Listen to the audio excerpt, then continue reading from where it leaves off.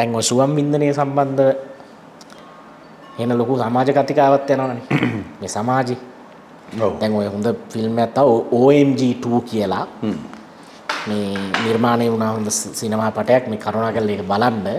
ඒ කියන්නේ ඔය සුවම් වින්දනය කියන සාධකය මේ ලංකාව සමාජයේ ආසියානු සමාජයේ මහා නිකන් අර අමුතු භයානක දෙයක් හැටියට අර්ථ දක්වලා තියෙනවනේ.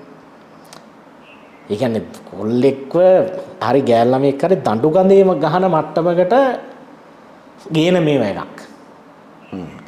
සමහරු ඒ කියන්නේ සියදිවි විනාසා ගන්නවා. ඒ කියන්නේ දෙමාපියන්ට එහෙම උක අහුණන් පස්සේ වැඩිහිටියොන්ට අහුණන් පස්සේ. හැබැයි කවුරුත් උගන්වන්නේ නැහැ නේද මේක මේ මානව ස්වභාවයක් කියලා. ඒ කියන්නේ ටීනේජර්ස් කට්ටියට ඒ කියන්නේ භාවාත්මක හැඟීම් පහළ වුණන් පස්සේ තමන්ගේ ඒ කියන්නේ විරුද්ධ ලිංගිකයව කුතුහලයේ බලනවනේ නේද? නේ? ඒකත් ඉතා භයානක දෙයක් හැටියට තමයි ලංකාවේ. හැබැයි බුද්ධ ධර්මයේ තියෙනවා මොන්න මේ ඊටාම මේක සුක්‍රාණු පිට කරන අවස්ථා කුමක්ද කියලා බුද්ධ ආගමේ සඳහන් කරනවා. මම ඒක කියන්නේ මේ බුද්ධ ධර්මයේ කියලා කියන්නේ අකාලිකයි. කාලබජ්ජනේ නැහැ කියන්නේ ඒකනේ. ඒ කියන්නේ මේ ඕන සමාජයකට මේක ඇප්ලයි කරන්න පුළුවන්. ඇයි ওই ටික වහගෙන ඉන්නේ?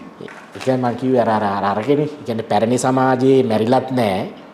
අලුත් සමාජයට හැඩ ගැහිලත් නැහැ. ඒ කියන්නේ ඔළුව උල්මොරොන්දම් වෙච්ච සමාජයක් තියෙනවා. ඔබ වහන්සේ ප්‍රමුඛ වෙන භික්ෂුන් වහන්සේලා ඔක තව කතා කරනවද? කවුද ඉන්නේ ඔබ වහන්සේ නිකම්ම කතා කරන්නේ? දැන් අපි කතා කරලා දැන් මාර ප්‍රශ්න ටිකක් ඇවිල්ලා නේද? රැකියා නැති වුණා.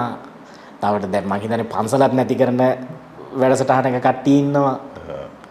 ඉතින් වගේ සෑහෙන අර්බුද නේද? ඒ කියන්නේ මේ ඕක තමයි කියන්නේ මේ බුද්ධ ධර්මයේ කතා කරන එක අර මුල්ම ප්‍රෝග්‍රෑම් එකේ මම කිව්වේ. ලංකාවේ ධර්මයේ කතා කරනවා කියන්නේ ඉතා භයානකයි. ඒ අවසානයේ එක්ක මරණය නැත්තම් සිවුරත් අරලා තියලා ගෙදර යන්න වෙනවා. ඔය තමයි කාරණා දෙක. ඒක නිසා මේ ඉතා භයානක දෙයක් අපි මේ කරන්නේ නැත්තම්. ඉතින් මේ පළවෙනි එක තමයි නිරෝගීකම පිණිස. මේ බුද්ධාගමේ කියනවා. කෙනෙක් සුක්‍රාණු පිට කරන්නේ එකක් නිරෝගීකම පිණිස. දෙවෙනි එක තමයි සැප පිණිස. තුන්වෙනි එක තමයි දරු බීජයක් වෙන්නේ. සුක්‍රාණු පිට කරන අවස්ථාව. ඊළඟට බෙහෙත් පිණිස. මේ බෙහෙත් පිණිස කියන්නේ මේ බෙහෙත් හදන්න සුක්‍රාණු ගන්නවයි කියන එක නෙවෙයි. මේකෙන් කියන්නේ මේ බෙහෙත් පිණිස කියලා මේකේ සඳහන් කරන්නේ සුක්‍රාණු බෙහෙත් සඳහා භාවිතා කිරීමක් නෙවෙයි. පුරුෂ ප්‍රජනන ගැටලු හා පුරුෂ ශක්තිය නිරීක්ෂණය කර එයට ඖෂධ නියම කිරීමට. මේක මේ නූතන මේ සිදු කරන වෛද්‍ය නිරීක්ෂණයක් නේ. එහෙමයි. එතකොට හිතන්නකෝ බුද්ධ ආගම කොහොමද කියන්නේ කාරණා පිළිබඳ විග්‍රහය. ඊළඟට කියනවා පස්වෙනි එක වර්ණය සොයා බැලීමට. වර්ණය සොයා බැලීමට කියලා කියන්නේ මේ දැන් සුක්‍රාණු වල මේ සාමාන්‍ය වෛද්‍ය විද්‍යාවේ මේක අපි වැරදි නම් නිවැරදි කරන්න කවුරු හරි වෛද්‍යවරයෙක් ඒ කියන්නේ මිල්කි වයිට් විය යුතුයි කියලා කියන්නේ සුක්‍රාණු වල පැහැ.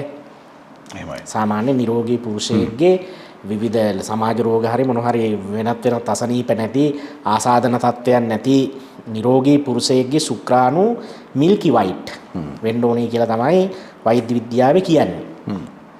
එතකොට දැන් මේකේ මේ වර්ණය සොයා බලලා තියෙන ඒක නිසා. ඒ කියන්නේ මේ ලෙඩ රෝග විනිශ්චය කරන්න මිනිස්සුන්ට තියෙන සමහරුන්ගේ කියන සුක්‍රාණුත් එක්ක ලේ යන අය ඉන්නවා. ඊළඟට මේ ඒ කියන්නේ ඔය වර්ණය වෙනස් වෙන අය ඉන්නවා. එතකොට ඒවා මොකද කරේ වෛද්‍යවරු නිරීක්ෂණය කරලා බෙහෙත් දෙන්න හැරේ මේවා කරන්න වර්ණය සොයා බැලීමටත් සුක්‍රාණු පිට කරනවා. ඒක අදටත් මේක වෙනවනේ. ඊළඟට මේ 6 වෙනි කාරණාව තමයි දානීය පිණිස. සුක්‍රාණු වලින් දාන දෙන්නත් පුළුවන් කියලා මේකෙන් කියන්නේ දරුඵල නැති අයට දරුවන් ලබා දීමට සුක්‍රාණු පරිත්‍යාග කිරීම.